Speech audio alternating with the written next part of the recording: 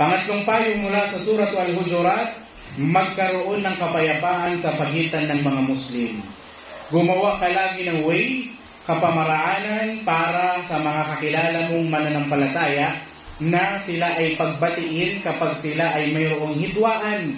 Huwag kang mamimili ng kakampihan mo. Hanggat maaari, maging tulay ka upang sila ay manumbalik para sa Allah subhanahu wa ta'ala.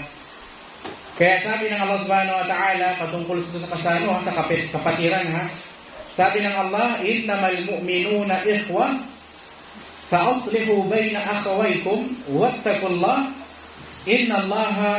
wattaqullaha la'allakum turhamun. Sabi ng Allah subhanahu wa ta'ala, katotohanan, ang tunay na mga magkakapatid, ang totoong magkakapatid para sa Allah subhanahu wa ta'ala ay yaon lamang mga naniniwala sa Allah. Ibig sabihin, kahit yung tunay mong kapatid, kadugo, kapatid mo sa nanay, kapatid mo sa tatay, kapatid mo lang yan sa dunya. Pero sa araw ng paghuhukom, baka hindi mo sila kapatid. Pero ang tunay mong kapatid, sabi ng Allah subhanahu wa ta'ala, dito sa mundo, higit lalo sa kabilang buhay, yung kapwa mo mananampalataya.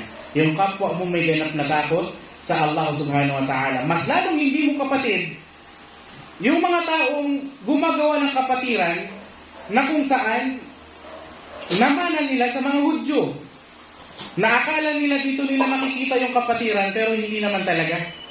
Ang tunay na magkakapatid, sabi ng Allah, ang mga taong may ganap na paniniwala sa Allah subhanahu wa ta'ala. Harinawa kayo ay kahabagan ng Allah subhanahu wa ta'ala. Fa'aslihu bayna akhawaykum, ibig sabihin, sabi ng Allah, ayusin ninyo yung mga pagitan ninyo kung meron kayong hindi pagkakaunawaan, natural na magtampo ang bawat isa, pero huwag sana darating nalalagpas ang 3 araw na hindi man lang kayo mag-uusap.